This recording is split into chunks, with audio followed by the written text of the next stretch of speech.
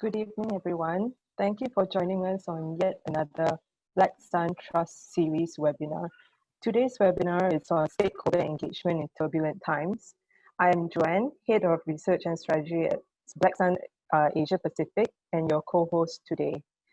To ensure that the webinar runs smoothly, I'll just quickly run through a few house rules.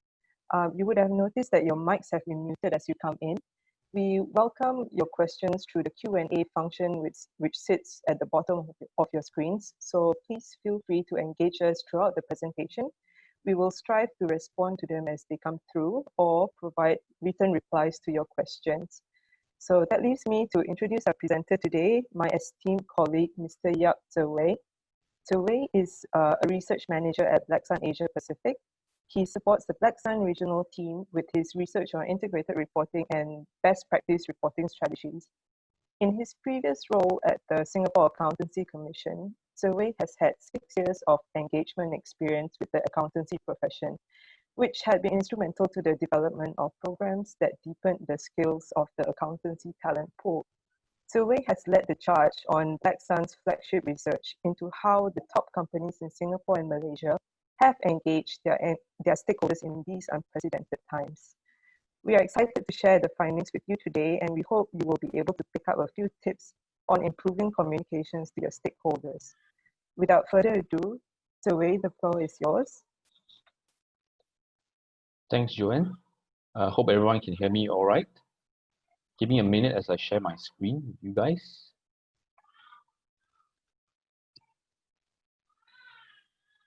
Okay. Very good evening, everyone. Welcome, as Joanne has mentioned, to the second in the series of webinars on trust. Okay, my name is Zewei. This is my email, and this series of 8 webinars are in collaboration between Black Sun as well as the Working Capital. So a little bit about who we are before I go into this webinar on stakeholder engagement proper. Give me a minute. Let me check my shared screen.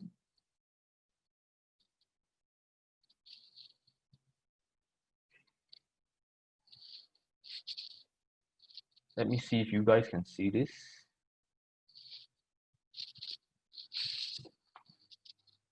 All right.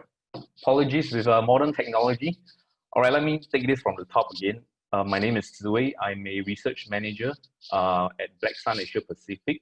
And today I'll be talking to you about stakeholder engagement in turbulent times.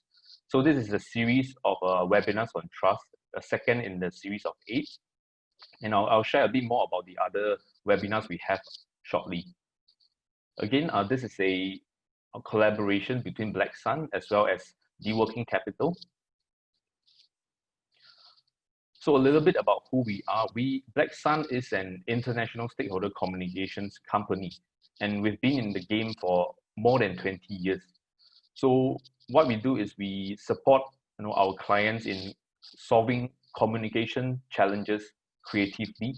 We help companies articulate their purpose and tell their value creation story, and we bring to life your corporate story, be it through the annual report or through other engagement channels such as the corporate website.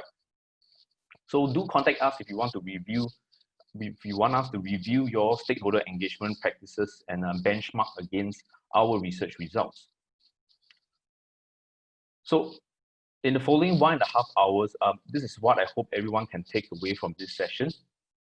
So I hope that you will know what stakeholder engagement is, why is it an important process, not only to the board, but to the company as well. I also hope that you guys will understand that it is strategic in nature and it is absolutely crucial in terms of building stakeholder trust. And there are 3 C's, which is part of our 3C framework of stakeholder engagement: consult, commit, and communicate. And I will touch on all this in further detail. And lastly, to recognize the importance of digital stakeholder engagement, especially given the current situation we are all in. So let me start today's webinar with a question. What is the most valuable currency today? Now, if you ask anyone, a man on the street, most of them would tell you money is the most valuable currency today. And in the current situation where COVID-19 is wreaking havoc all around the world, some might even say toilet paper is the most valuable currency today. But the answer that we're looking for is actually trust. Now, more than ever, businesses need the trust of their stakeholders, not only to ensure survival beyond the hardships they are facing today. No, they need to ensure long-term success. After they have survived the current hardships today, how can they ensure that their business can grow sustainably in the long term? Which is why we have come up with this series of 8 webinars on trust. Earlier last month, we have shared on corporate culture, and today we will be talking about stakeholder engagement. The next webinar will be on business model. That's happening later this month. We also have webinars on risk management, long-term value creation, purpose, tone and the top, and last but not least, sustainability framework, and how all of these 8 elements come together and build trust with your stakeholders. So now I've set the scene. There's no doubt stakeholder engagement is important. But did you know that this wasn't always the case? Now, in the not so distant past, shareholders ruled the corporate world. I'm sure most of you will have heard of this term, shareholder primacy. Now, this means that shareholder interest should be assigned first priority relative to all other corporate stakeholders. It prioritizes increasing shareholder wealth over anything else. As you can see from this diagram, since 1960s all the way to recent years, the number of companies reporting shareholder value maximization as an objective in their annual report is on the rise. Another point about shareholder primacy is the assumption that shareholders own the company. It gives a signal that managers and directors should serve shareholders no matter what. And yet another point, perhaps the most important point, shareholders have the voting power. Because companies regard them above all other stakeholders, shareholders are the ones who influence business decisions. And this is often at the expense of other key stakeholders that the companies may have. But times have changed. We are seeing a shift away from shareholder primacy. Now, increasingly, shareholder primacy, if you've been reading the news, it has been recognized as being unsustainable in the long term. Why? Because it focuses too much on short-term profits. It contributes to very, very high executive pay. It leads to slow productivity. It leads to growing inequality. And most importantly, it creates mistrust in the business. If your company is only focused on short-term profits, then how can I, as an investor or a shareholder or a key stakeholder, want to be part of this journey with you when all you care about is profits in the short term? Instead, well-run companies that engage in sustainable capitalism, who are interested in creating value for all stakeholders, who are interested in achieving their mission and purpose, those are the companies that will succeed in this day and age. So why bother with stakeholders? As I've mentioned, the business landscape has changed so much over the years. You need to consider stakeholder interest, which is central to building trust. By building trust, you are ensuring the long-term growth and prosperity of a company. Now, more and more investors and shareholders, they are interested in how companies are embracing environment, social, and governance matters, or ESG for short. There is a growing sentiment also that private sector engagement is required, it's compulsory, and that these companies should do something to help support society. Which leads me to purpose. So it all starts with purpose. So people are wondering, what is the purpose of a company? The purpose of a company is not to make money. Okay, money is the byproduct of the business. The true purpose of a company is why it exists and what the company is contributing and what it is doing for society and stakeholders. And this is beyond profits. Now, this is very important because in order to do that, companies need to have a well-defined purpose. Okay, with a properly defined purpose that is clear to internal and external stakeholders, they are then able to derive the appropriate values that are aligned with the purpose.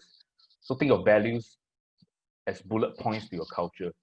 The common values are integrity, collaborative, innovative, things you would see. Okay, and these are the bullet points for you to fulfill your purpose. And these values also in turn shapes the culture of your company. It influences, inspires actions and attitudes within the company. So from the BlackRock CEO, in his words, Larry Fink, he summed it up nicely. Purpose is not the sole pursuit of profits, but it is actually the animating force of achieving them. And it is crucial that we begin to reimagine the purpose of a corporation, which is what Larry Fink, as well as the Business Roundtable, has done. So the Business Roundtable is an association of CEOs of nearly 200 major US companies, the likes of Apple, Google, Ford. They are all part of this roundtable, and they have announced a new purpose for the organization. And this is very big news because all along their purpose was to maximize profits, and to maximize shareholder value. Now, if you recall, Milton Friedman, a famous economist, he famously said in 1970 that the social responsibility of a business is to increase its profits. But that view has changed dramatically. So in August last year, the Business Roundtable announced that purpose was no longer that. Purpose was about fulfilling its commitment to all stakeholders. And this is why it is so important to have stakeholder engagement and why we are having this webinar on stakeholder engagement. You see, different sets of stakeholders view culture differently. They view purpose differently. They have different needs, different expectations. In order to fulfill them, you need to have in place meaningful and effective way of stakeholder engagement. This will allow you to interpret them, to understand them, and respond to the stakeholders accordingly. Some statistics to further accentuate this point. 64% of Americans who say a company's primary purpose should be making the world better. So again, it's not about making profits anymore. And you have buy-in from the CEOs as well who say that, hey, now solving social problems should be part of my business strategy. And what does this translate into? So here the Business Roundtable has come up with 5 key stakeholders. These are the 5 stakeholders that they think should be the stakeholders for every company out there. So one is customers. Briefly, they are the ones who support your business by purchasing your products and services. Employees are the engine of the company. They help drive the business towards its goals. Now, suppliers are the partners who add value to your business by providing complementary products and services. The communities are the people who indirectly experience the ESG impacts as a result of your company's business activities. And of course, last but not least, are shareholders, who are the ones who invest capital in your business and they expect something from that return. They expect a return from that investment.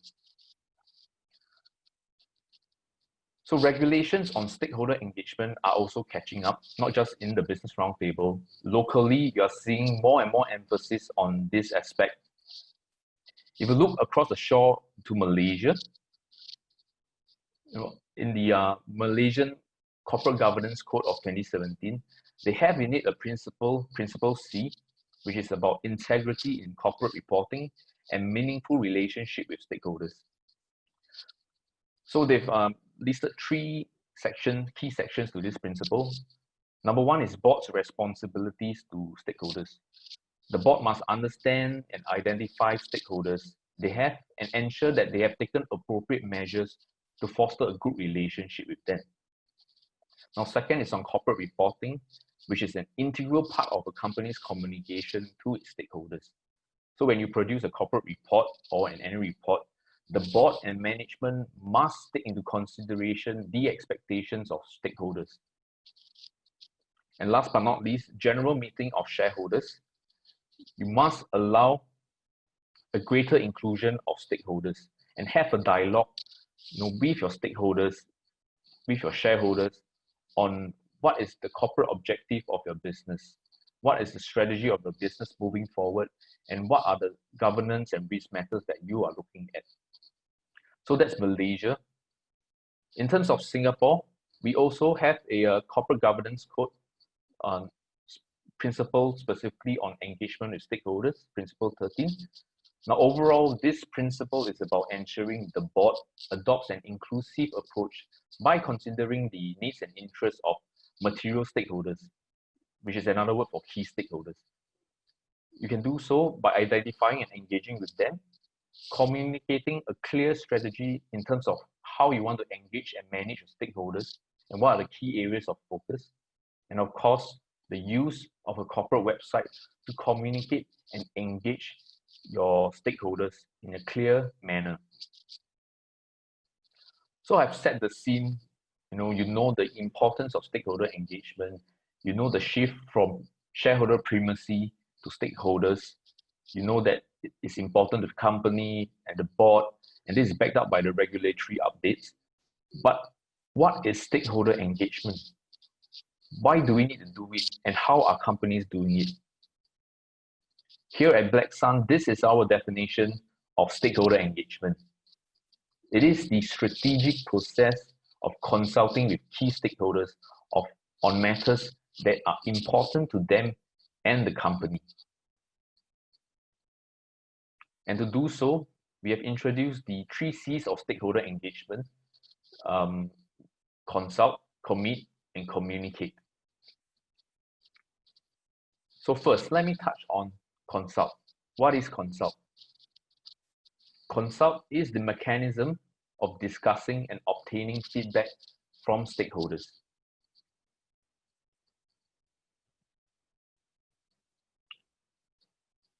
Indirectly speaking, it is a soul-searching process as well for a company.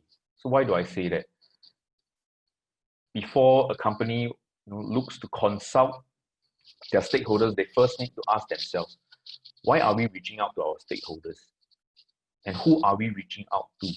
And what outcomes do we want from this stakeholder consultation? Second, it is important to listen to your stakeholders, not just hear. So a layman may think both listen and hear are just synonyms, they are the same words, but it's actually a key difference.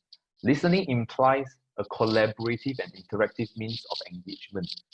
It implies that when you listen, the company or you will take the feedback and actually do something about it. Versus hearing, it seems more one-sided. And third, there are different ways of consulting. Companies need to find out what works best for you. As the saying goes, different strokes for different folks. There are many different ways to consult with stakeholders, and there is no one-size-fits-all way of doing it. So why consult with stakeholders? Why is a CEO like Mark Bienoff, CEO of Salesforce, meeting and engaging with a wide range of stakeholders every week? This is because stakeholder consultation is an important first step in the stakeholder engagement process. It creates the foundation for meaningful and effective dialogue with key stakeholders. And when done properly, it ensures buy-in from stakeholders and it allows for better and more informed decision making. It allows you to understand the needs and wants of stakeholders at a higher and more intimate level. And as a result, how these needs and wants of these stakeholders has an impact on the company. So how do you consult with stakeholders effectively? Number one, craft effective questions. Ask the right questions. This is very important.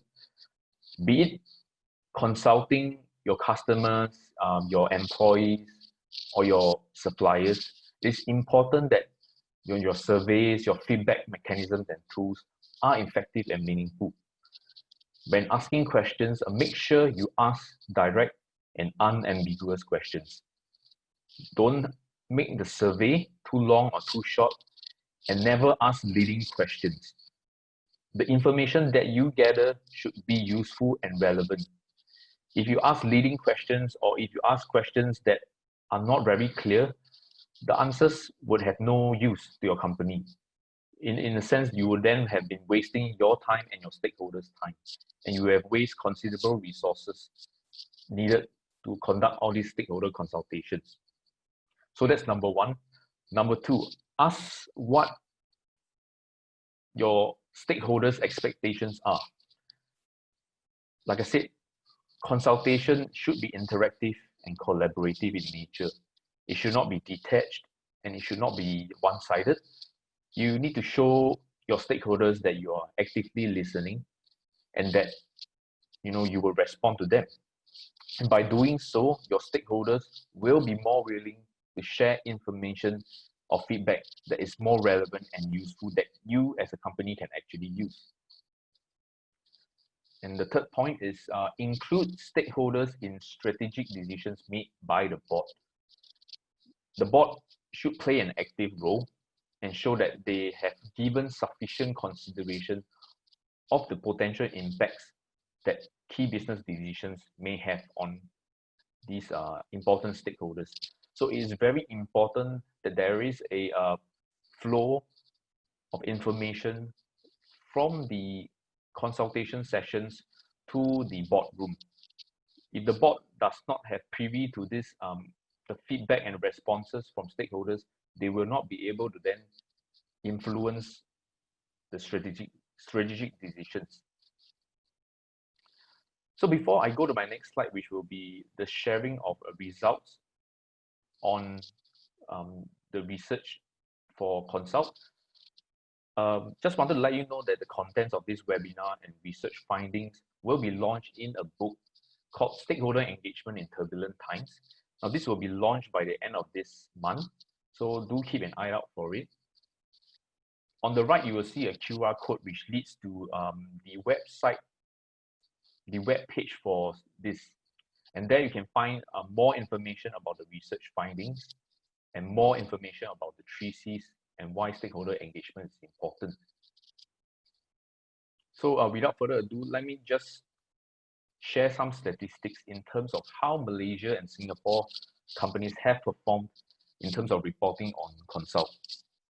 So the first stat you see is provided discussion of an employee survey. For Malaysia, they have 50%, and for Singapore, it's 44%. So of these companies who have reported in their annual reports that they have conducted an employee survey to gather employee feedback, you will be surprised to find that only 2 of these companies provided and shared the results of the survey, and also provided their response as to how they were addressing the feedback received. So you'll see that many of these companies, they only highlighted that they have done an employee survey, but there were no tangible results or observations arising from it. Sorry, at this point, I would like to add that the companies that we have focused on for this research are the STI 30 and the KLCI 30 companies. So for the purpose of this research, we have looked at the annual reports and websites of 60 companies from Singapore and Malaysia. So the second statistic is how many companies have made it clear that stakeholder expectations have been considered when setting their strategies. As you can see from the result, 43% from Malaysia and 13% from Singapore, many companies still view stakeholder engagement as a sustainability exercise. They still look at it through a sustainability lens, when in fact, it should be viewed as part of a strategic process.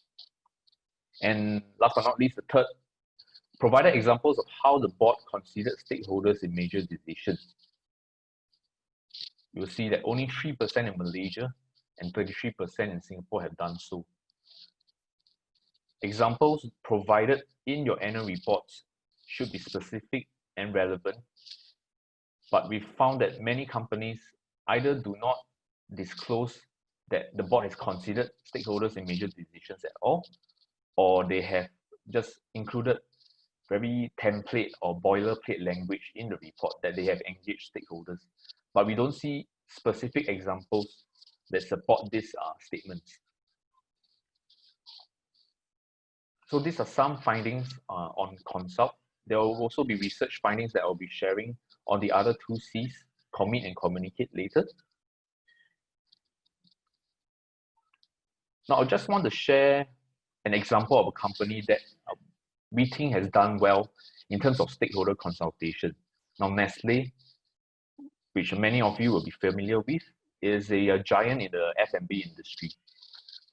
So they clearly identify who their stakeholders are and how important these stakeholders are in terms of them making key business decisions. They have dedicated a whole section on their website to stakeholders. And they have many stakeholders beyond the 5 that I previously mentioned. So they have academia also, they have industry and trade associations, they have NGOs, they have farmers, smallholders, anyone and everyone is their stakeholder, and they acknowledge them in their website. On top of that, they also publish an annual progress report specifically on how they create shared value and how they meet the commitments with the help of all these stakeholders. Now, if you have a chance, do take a look at the report. In this report, they talk extensively about how they engage, how they consult with stakeholders, and how these conversations help shape their strategies and objectives. So that is a good example of a stakeholder consultation done well. Now let me move on to commit, the second C in the 3C framework. So what is commit? Commit is the practice of showing an interest and pledging to take stakeholder feedback into consideration and acting on it. It's just not enough to consult your stakeholders. You need to show that you will follow through and do something about it.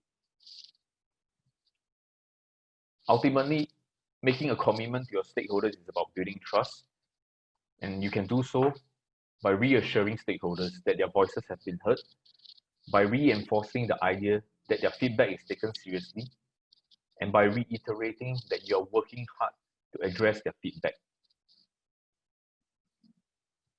So why commit? Again, a quote from Larry Fink, which we find very relevant to this. He says that companies that fulfill their promise and responsibilities to stakeholders reap rewards over the long term, and companies that ignore them stumble and fail. So it's not only important to make a commitment to your stakeholders, you must fulfill your promises. So by making well-defined commitments that are achievable and measurable, companies demonstrate accountability and transparency.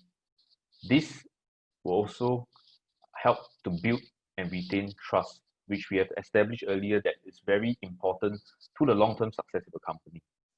And also a show of commitment also indicates the role of leadership in stakeholder engagement. It shows that the tone at the top, that leadership understands the importance of stakeholder engagement and is willing to dedicate time and resources to it. So how can companies show commitment effectively? One, they can focus on non-financial value. How can they do that? Talk about non-financial KPIs, be it in your annual reports or your websites. We've been seeing in the papers that shareholders and investors alike have taken an increased interest in non-financial value creation. More and more people believe that the true value of a business lies not in their financial performance, performance, but rather the non-financial ones. Companies that only focus on financial value creation, it implies a narrow mindset, a very short-term mindset, that they only care about shareholders and they don't care about other stakeholders. So number one is focus on non-financial value. Number two is move your materiality assessment into your strategic part of your corporate report. Materiality assessment is typically the process of identifying, refining, and assessing ESG issues and matters that may have an impact on your business and your stakeholders. And as a result, this assessment can serve to inform strategy. So why is it only found mainly in the sustainability sections of the corporate report? Companies that do not move this assessment into the strategic report may give the impression that, hey, the company doesn't use stakeholder engagement to inform strategy. And in fact, this entire exercise, this process, is just a tick the box exercise. And this shows that they don't take stakeholder feedback seriously. The third point is about embedding stakeholder engagement in existing policies and frameworks. This is a very good way of committing to your stakeholders as well. Historically, shareholders have typically been the ones in the driving seat. They are in a better position to shape and influence business decisions, particularly in executive remuneration policies. So very often the pay of a CEO, or rather the bonus of the CEO, is tied to how much value can they create for shareholders. Now this, what happens is then this is at the expense of all other stakeholders, because the focus is only on shareholders and what value they can create for them. So companies can commit to listening to other stakeholders beyond their shareholders by explaining what kind of engagement they have done with them, and show them in their existing policies and frameworks, to show how their policies align with stakeholder expectations. So a real life example of this is ING, which is the largest financial institution in the Netherlands. Now in 2017, they published an annual report, and indeed they proposed a change in their remuneration policy. And basically what this change was about was a proposed 50% pay rise for the former CEO, Ralph Hammers, who is now currently the CEO for UBS. Now this was met with huge backlash when the annual report was released, not only from stakeholders. It gained traction in the media when many politicians raised their voices and showed their dissatisfaction. ING, in the face of this backlash, they then announced that their remuneration supervisory committee would be relooking at this policy. And as a result, they conducted a very extensive stakeholder engagement with all stakeholders. And only then was a new policy proposed and approved with the agreement of all stakeholders involved. Now, all of this could have been avoided if ING had taken the stakeholder engagement process seriously and had ensured that it was already embedded in their corporate governance system. So that's a real life example of why companies should embed stakeholder engagement in existing policies and framework. So on to some of the research findings for commit. The number one step is on business models and how companies have reported and committed to creating wider and shared value in their business models.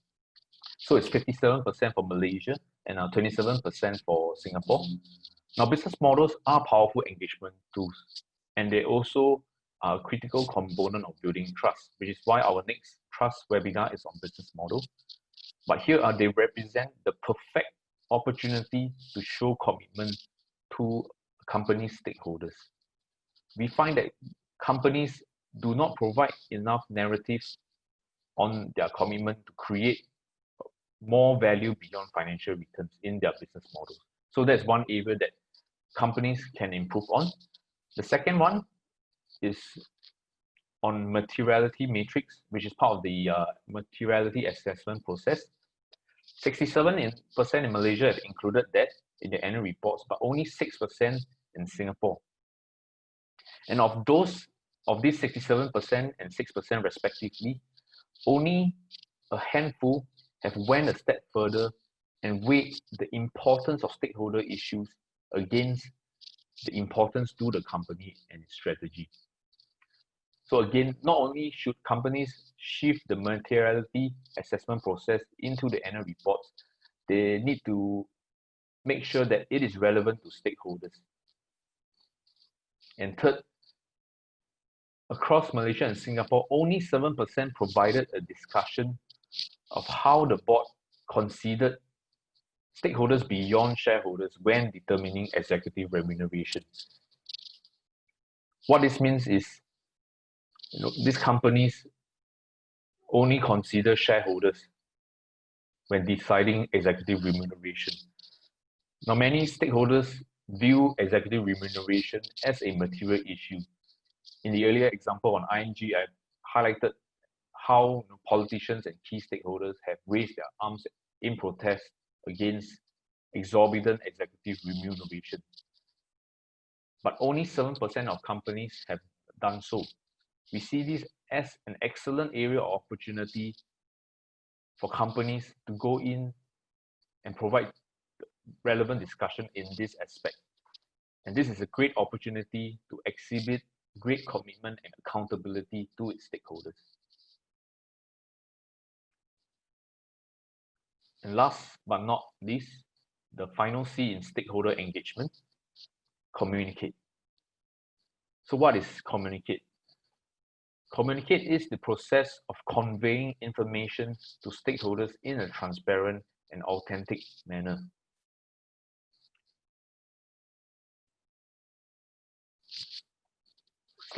Companies you can't just give a response to your stakeholders. You need to give one that is relevant, that is timely.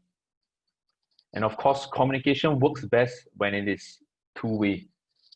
Companies after having communicated what they are about to do, they also need to seek feedback on what has been communicated to see how they can improve on it. Communication is always an ongoing process, and it is absolutely vital step in the stakeholder engagement process. So why communicate?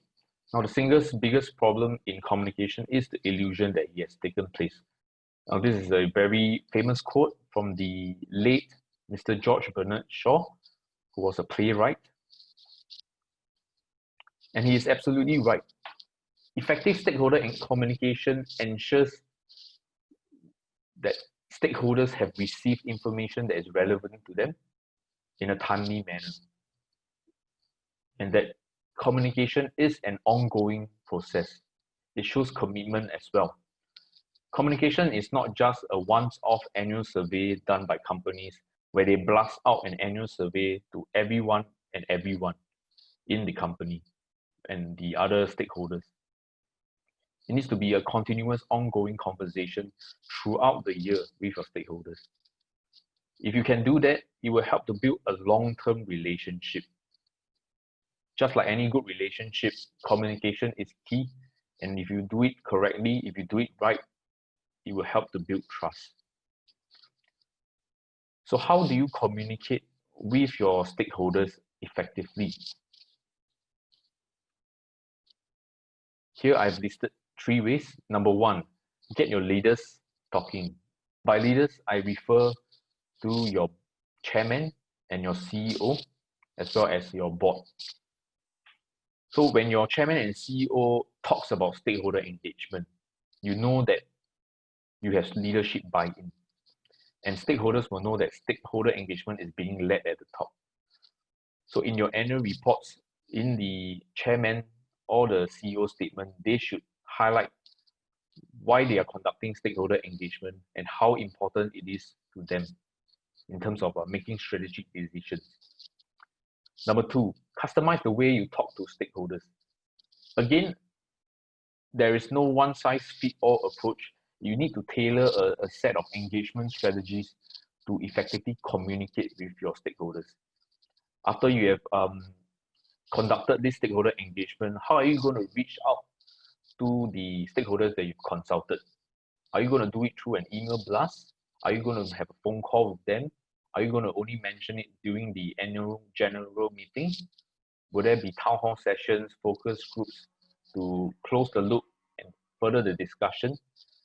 You need to find out what works best for you as a company.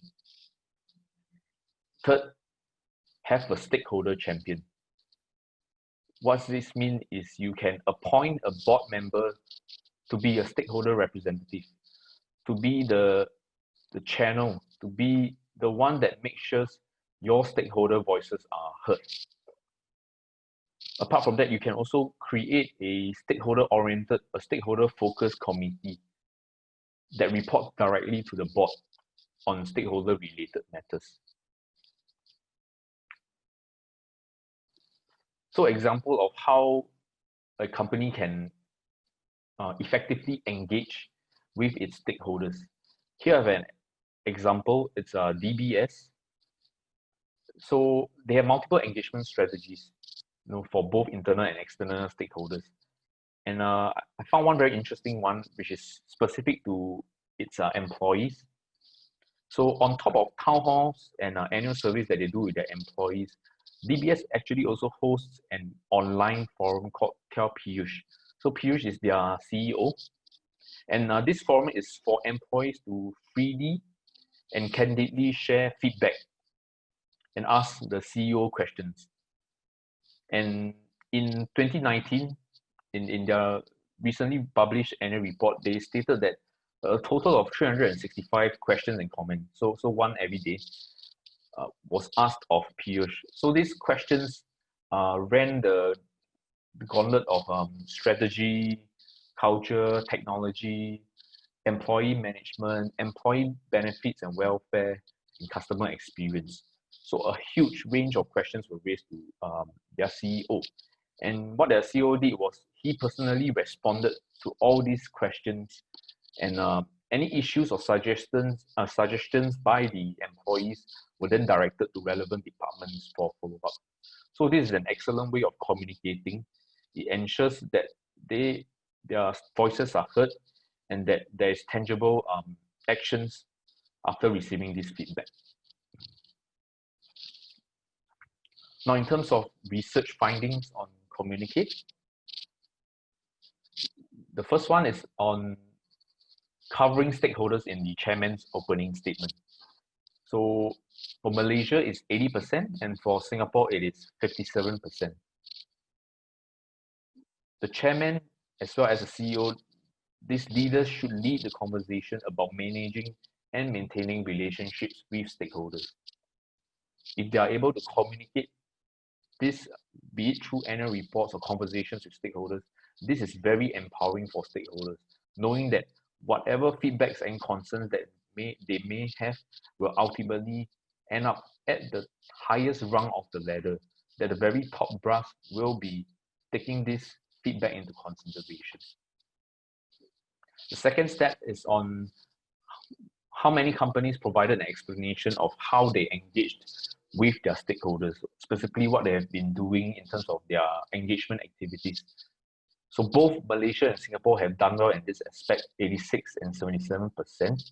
So they have communicated about the specific engagement and communication methods within their annual reports. And now this gives reassurance to the stakeholders that their feedback is being collected and that communication is done effectively. And the third one, 7% in Malaysia and none in Singapore have indicated that they have a stakeholder champion on the board, or they have a stakeholder representative on one of its committees. Stakeholder engagement is and always has been an essential ingredient in good corporate governance. And we feel that much more can be done to give them a voice at the highest level.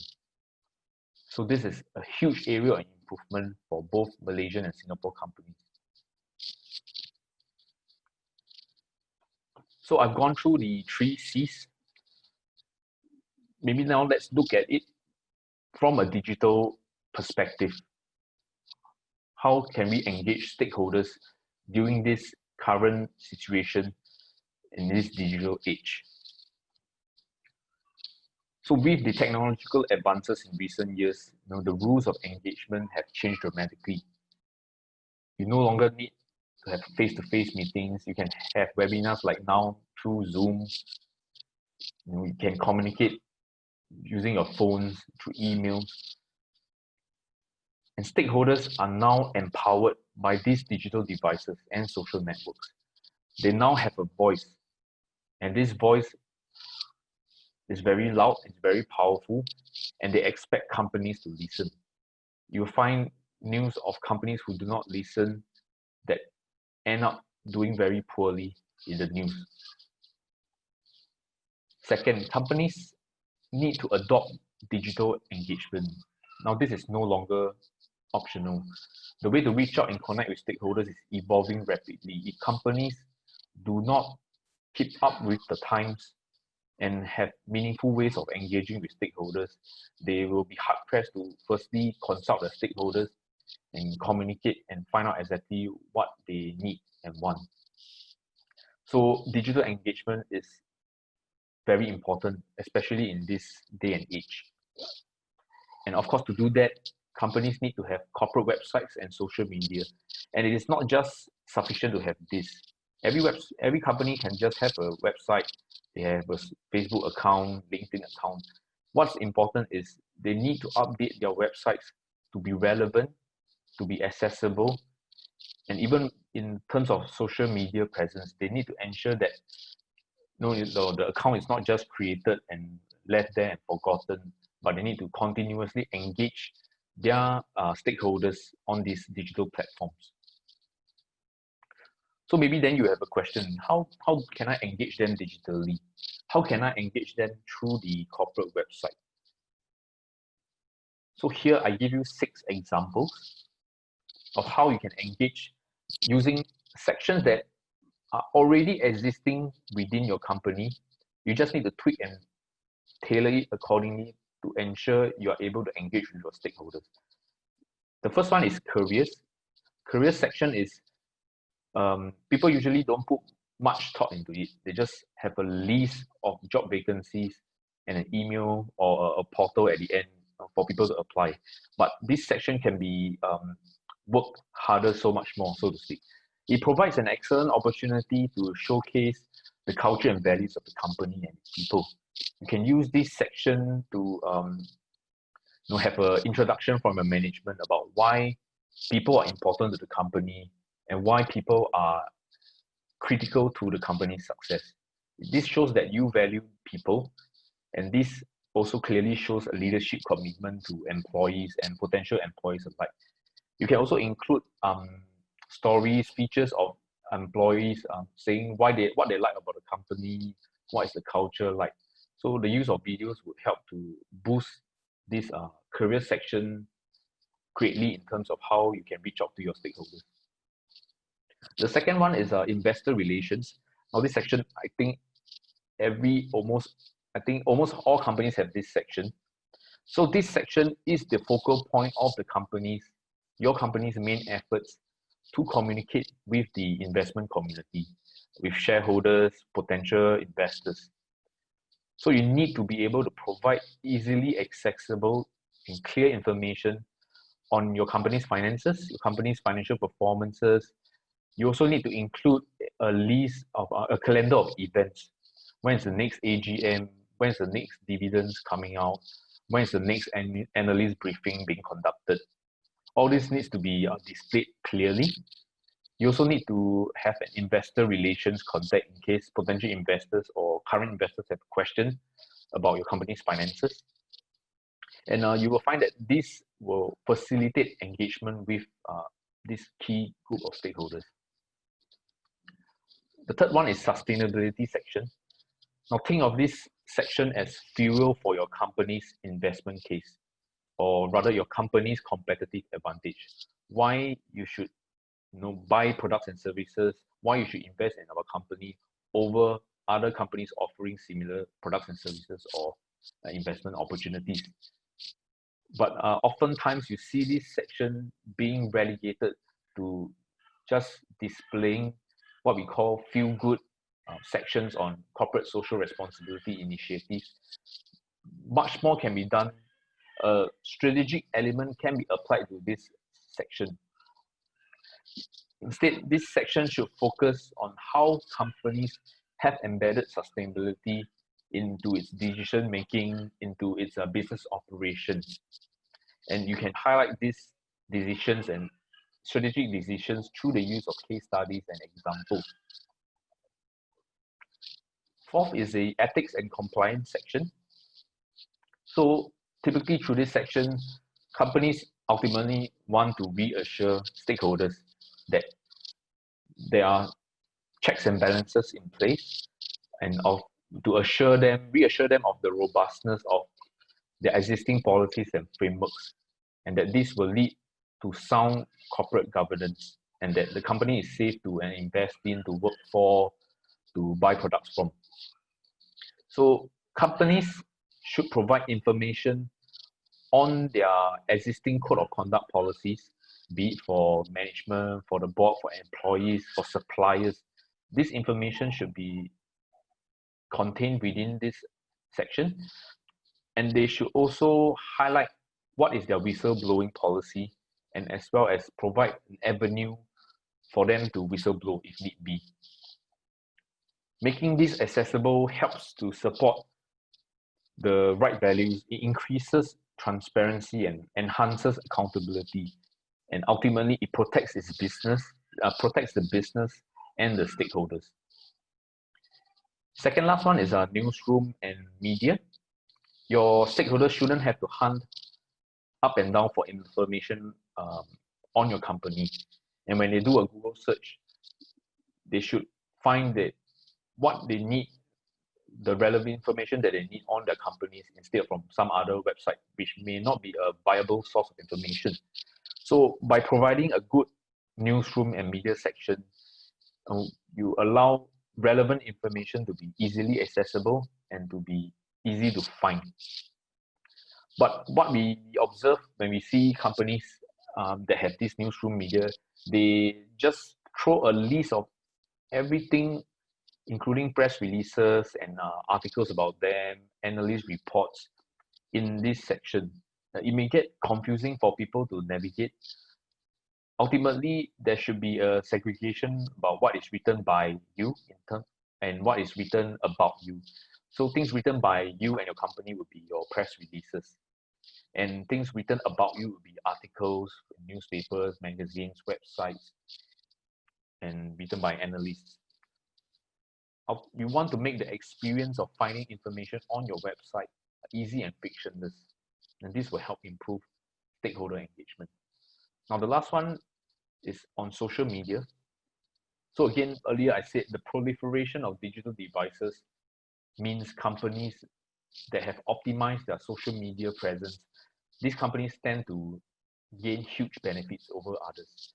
If you have a solid social media strategy in place, if your website has a very solid social media wall that links information from the website to your social media platforms and vice versa, this can help to foster long-lasting relationships with stakeholders and help to build your brand value, because social media is where you will find many of the stakeholders spending their time on, and it is also a very good place for you to reach out to new audiences that were previously not reachable through traditional methods. And you can also use your social media platforms to drive traffic to your corporate website.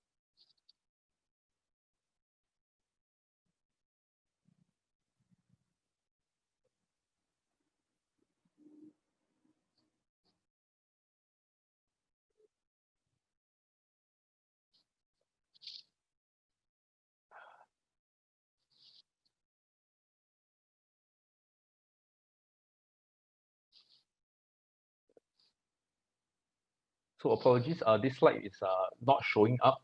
It was actually supposed to show the research findings on stakeholder engagement. but I will be sending you the slides with the proper statistics in it. But basically what I wanted to highlight were two things. Let me see if I can pull it up. Okay, it's here, sorry. We have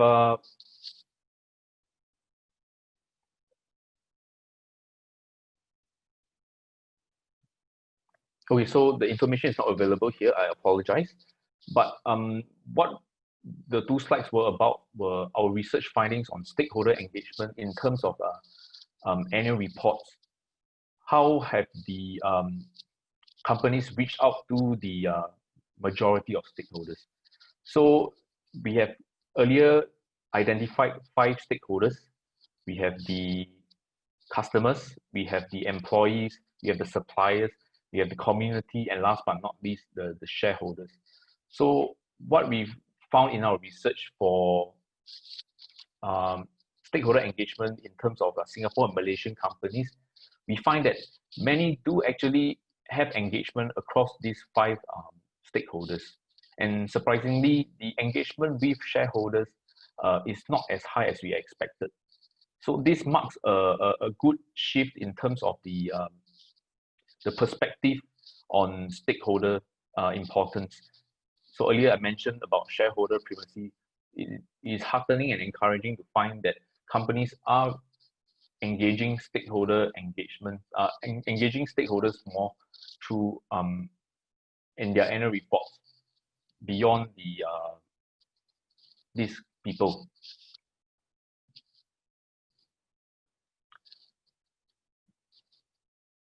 Okay, so again, I would like to highlight that at the end of the month, we will be releasing the our research on stakeholder engagement in turbulent times. So I'm flashing the previous slide again.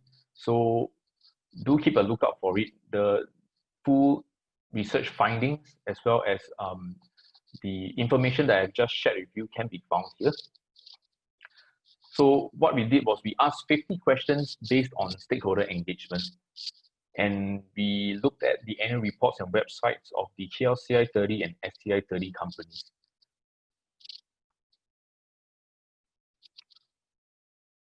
So I've gone through the importance of stakeholder engagement, why it matters to the board.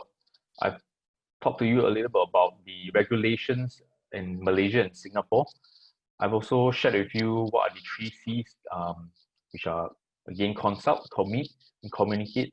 I've also talked to you about the importance of having a digital engagement platform in this day and age. So I just want to highlight again that stakeholder engagement is strategic and it should never stop. This process is not just a means to an end. Okay. You as a company, your job is not to, I've gone through the 3 C's. My job is done. I've completed a stakeholder engagement. It should be an ongoing and continuous process. Rather, you should see it as a starting point of your corporate strategy. Your stakeholders' expectations and considerations are not static. They are constantly changing. It's not like, I've engaged them in January, and in December, I'll release a report talking about how I responded to their needs in January. But between this 12-month gap, many things have changed and their needs and wants may have changed as well. So to prevent this misalignment of identifying their needs and responding to them, you need to make sure that stakeholder engagement is an ongoing and continuous process that never stops. So also, in light of the current situation, we also like to share some statistics about COVID-19, how companies are responding to stakeholders in terms of COVID-19 impacting their businesses. So given that the reporting period for both Malaysia and Singapore, some of the companies are in June, so not many companies have addressed COVID-19 thoroughly, if at all, as you can see from the results here. Be it customers, employees, suppliers, there's not much in terms of engagement. Most mention it briefly in their annual reports, in the leadership statements. They mentioned that they are aware that COVID-19 is currently happening.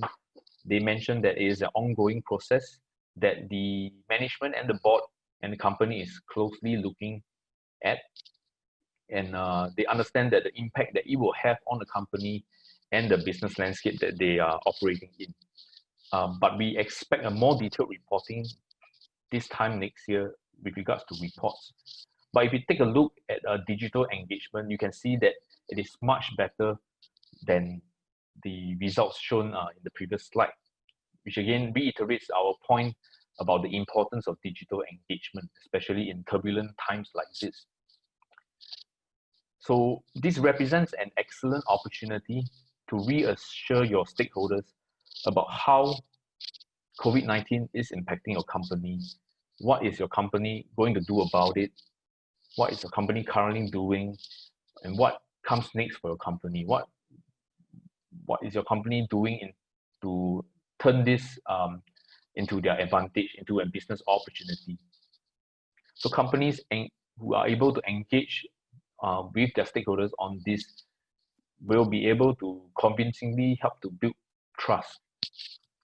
So those companies that have no mention of COVID-19 on their platforms, on their websites at all, this could give the impression that they either don't care or they are not prepared, which is the more likely case. They are not prepared for COVID-19. And this may be worrying for potential shareholders, for stakeholders with the company, as this may impact the long-term viability of these companies. And as I'm nearing by the end of this presentation, I would also like to share with you about digital audit that we are currently doing on corporate websites, since we're touching on digital engagement. So this is just a very high-level sneak preview of what we're up to right now. So what we're doing is we are conducting a digital audit again on STI 30 and KLCI 30 corporate websites. So we comb through the websites on areas such as the user experience, corporate information, strategy, the risks that the companies are facing, and corporate governance. So this piece of digital research will be launched in the second half of this year. So do keep a lookout of that. But we have some preliminary results that we would like to share. So we have, in fact, completed our audit for the STI 30 companies. So for this section, these 6 areas is pertaining to the user experience, how the customer finds the experience of navigating the corporate website. So in terms of design and content presentation, mobile compatibility and navigation, we find that companies have done well. So these 3 areas are typically they are what we consider the more structural aspects of the web experience. So STI 30 companies have done well in terms of structure, but what you see is they lack in interactivity in the conversations that they have, and in terms of social media.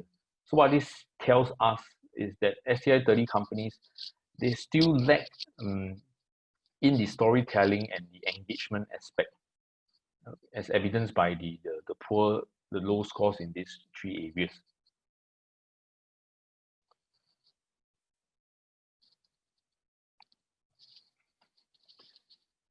And again, I would like to highlight that stakeholder engagement is a never-ending process.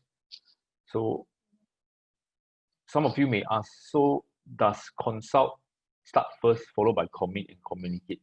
Now, if this process is done right, ideally all 3 are constantly being carried out at the same time.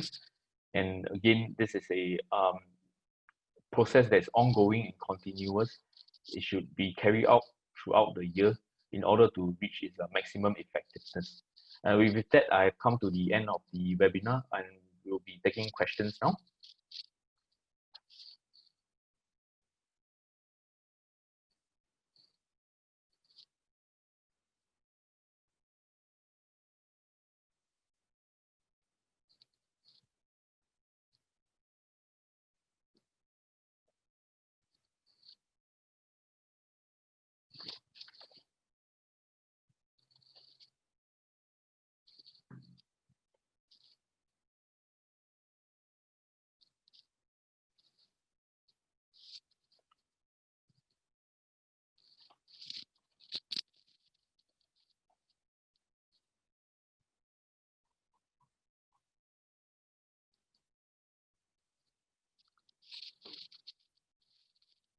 So maybe while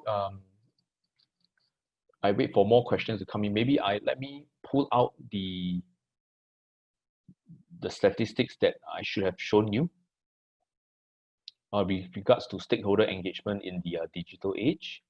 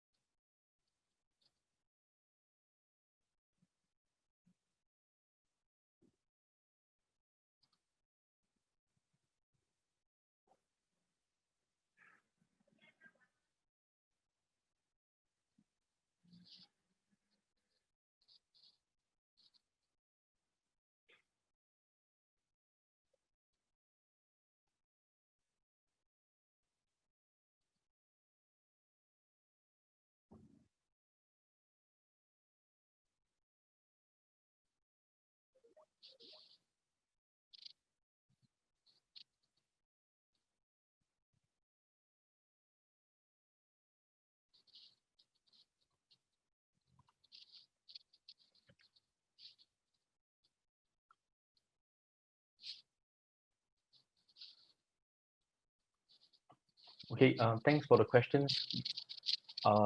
Thanks, Nicolette. So Nicolette asked, with so many channels to manage, is over communication something we need to worry about? If so, what are some things we can do to make sure that doesn't happen? So that's a very good question. Earlier on in my presentation, I did allude to the fact that there is no one-size-fits-all approach for companies. And coming up with the appropriate means of communications is not something that can occur overnight. It requires trial and error, so to speak, in terms of how you want to reach out to your stakeholders. For example, if you are a company that values relationships a lot, you may want to consider having focus group discussions and small town hall sessions with your stakeholders versus having like an AGM or having an email survey. So it really depends on you. I think to answer this question, you need to understand your stakeholders, and by doing so, you will then be able to communicate effectively and meaningfully, and provide the relevant information in a timely manner. I hope I've answered your question.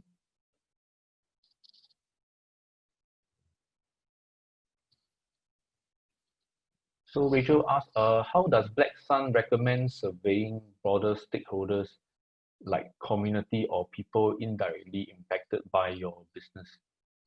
So again, there's no correct answer to this. In our research, what we have seen is usually this is done via focus group. You find people that are influential in the community, the leaders of the community of maybe, for example, the area that your business is operating in, and you talk to them. So instead of talking to everyone within your community, you talk to their stakeholder champion, so to speak. And through that, you will then be able to effectively understand the needs and wants of people that may be directly or indirectly impacted by your business.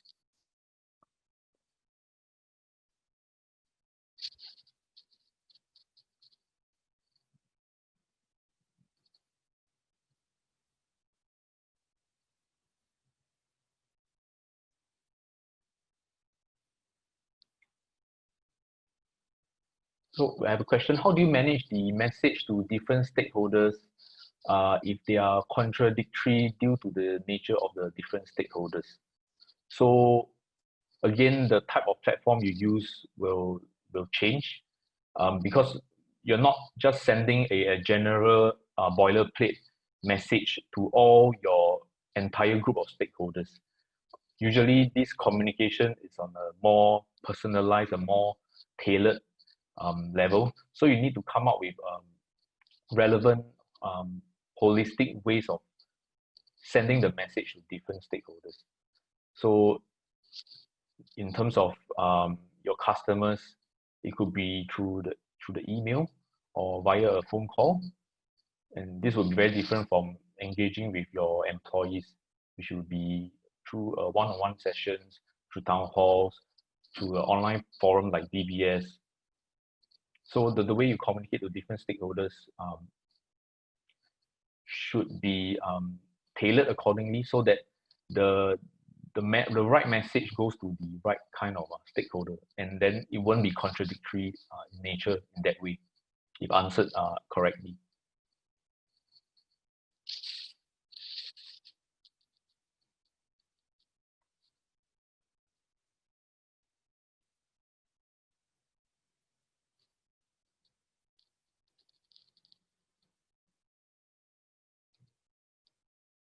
Okay, so I have a question. Can you give an example of stakeholder engagement being embedded in existing policies? So for that, you would have to look for good examples. You would have to look further further north to the companies, for example, in the UK or South Africa. If you do have a chance, take a look at their annual reports. I cannot think of a specific company right now, but most companies have embedded a some form of stakeholder engagement in their existing policies. So earlier on, I mentioned the example on ING, the financial institution. That's in Netherlands, but in the UK, most companies do have something along that line in terms of executive remuneration. Because if I'm not wrong, in the UK Court of Corporate Governance, they do specify that companies need to consider the expectations of stakeholders when determining executive pay. So that, since it's in the Code of Corporate Governance, that is embedded within their corporate governance framework. So companies need to have some form of stakeholder engagement in their existing policies to address that.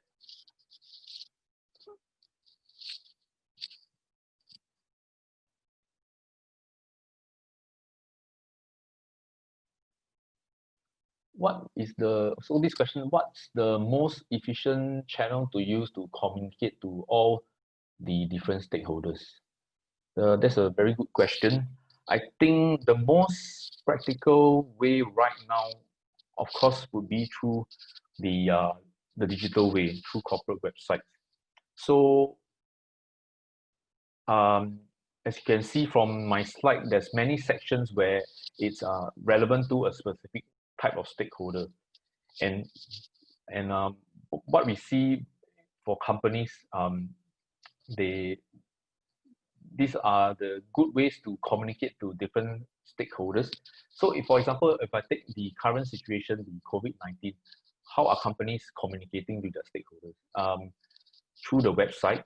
So on the homepage, they may have an announcement to address a wider group of stakeholders, to everyone who is visiting the website, saying that, oh, there's this situation right now, and our company is currently being impacted by it, but these are some of the things we are doing.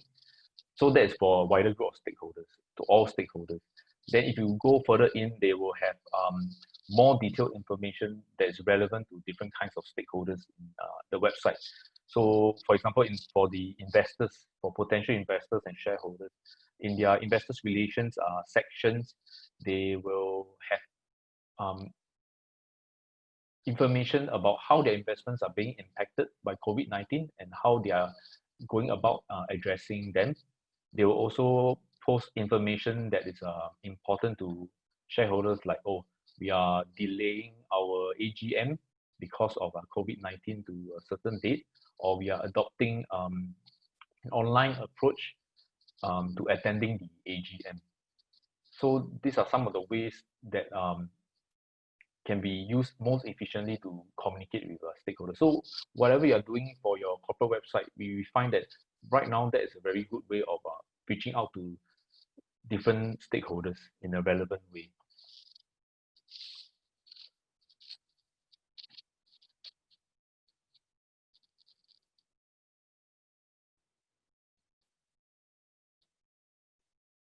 Michelle asked, is it generally more effective to have a centralized or decentralized setup to manage communication with stakeholders?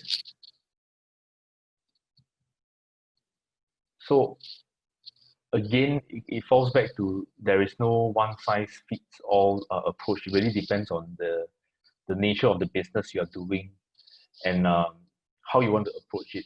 So for example, if you are like a business that deals with palm oil, so there's the huge environmental impacts on the business activities that you are doing.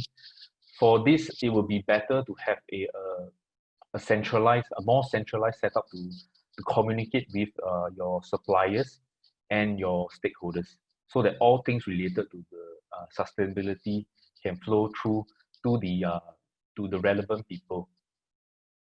Because you don't want different voices within the company acting on different things when it comes to important issues like environmental impact.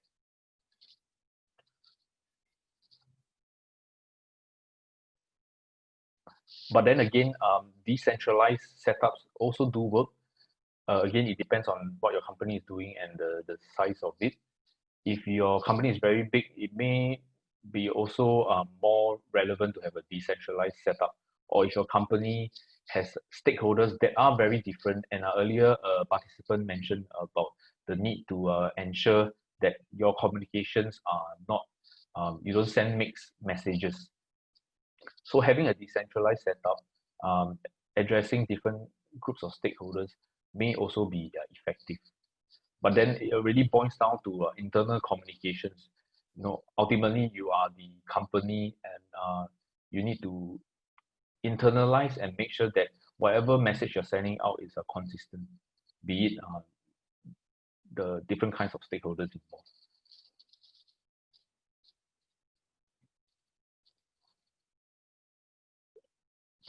So this question is, what is the gold star examples of stakeholder engagement that we can look towards as a solid baseline for communications to model after? So I think I have highlighted in the presentation Nestle. If you can take a look at the Nestle global annual report, as well as their shared value progress report, we find that is a very good way of stakeholder engagement. If you want to look closer towards Singapore and Malaysia, off the top of my head, DBS for Singapore, they have very clear information in their latest annual report on how they create value for stakeholders through stakeholder engagement, and they emphasize the value is beyond financial value. And in terms of Malaysia, a good example of stakeholder engagement you can also look at would be the CIMB annual report. They provide very clear comms on who their stakeholders are, why are they engaging them. They also are one of the few companies that show how they are responding to these stakeholders, and what are the actions that they've taken. So I think these are some of the good examples. And in terms of region, you can look at the UK ones. The UK companies tend to have a higher level of quality in terms of stakeholder engagement. the UK, the European companies.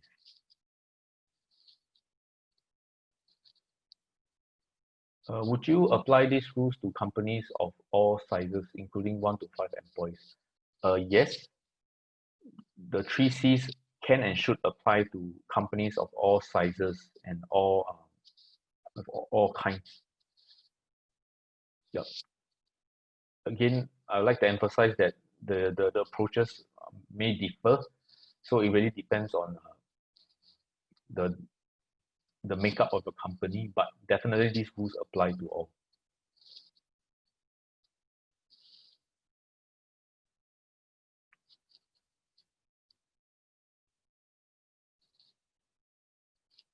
Are there any other questions?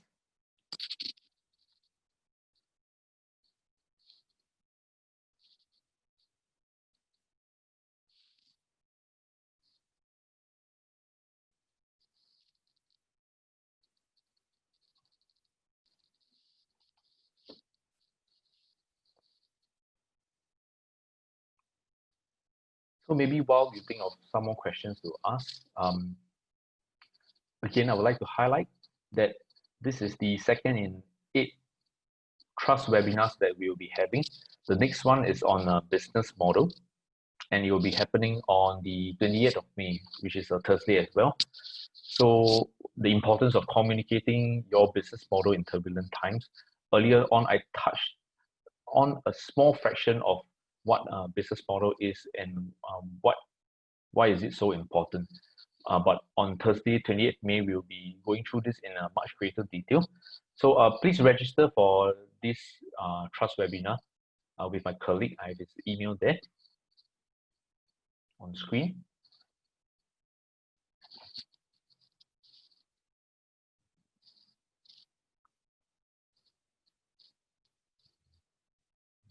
And let me bring it up again. Yeah. And just to highlight what our offerings are, what Black Sun can do for you in terms of stakeholder engagement. After going through this webinar, we hope you understand the importance of stakeholder engagement and understand the strategic nature of it. And that is an important process, not only for your stakeholders, but it's an important process for yourself. So some of our offerings that we can help you with, we can help to benchmark your current stakeholder engagement communications. We have conducted a comprehensive research based on the 60 companies in Malaysia and Singapore. We can do so with your company to find, so you can find how are you performing with the rest of the people out there, rest of the companies out there. And then we will then give useful, practical, and specific advice that is specific to you, that will allow you to have a better annual report, a better corporate report, or a better website. And on top of that, we will also help to do content alignment. We will examine the consistency of communications across the many platforms that you have, the annual reports, your social media, your website. It is important that you speak with one voice, and we will help to ensure that the same message is carried across consistently and correctly. And last but not least, we can help with your website development. By website development, this is a full suite solution. From end-to-end process, we can help you design the website, we can help you develop, and we can ensure the content on the website is consistent throughout. And we tell this, and we do this in a very creative and storytelling way that will set your website apart. And based on the preliminary results on digital audits I have shared, this storytelling element is somewhat lacking in companies right now. So do reach out to us if you are interested in seeing how we can help you up your stakeholder engagement game.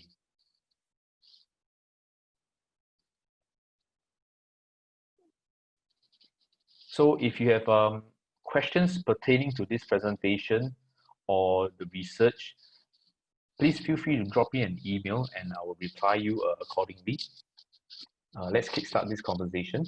And if you are interested in any of the offerings I've shared earlier, or if you're interested in the registering for the other trust webinars, please reach out to my colleague Wen Shu.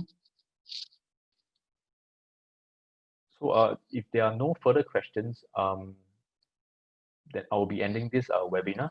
I would like to thank everyone for taking their evening off to listen in on this webinar on stakeholder engagement.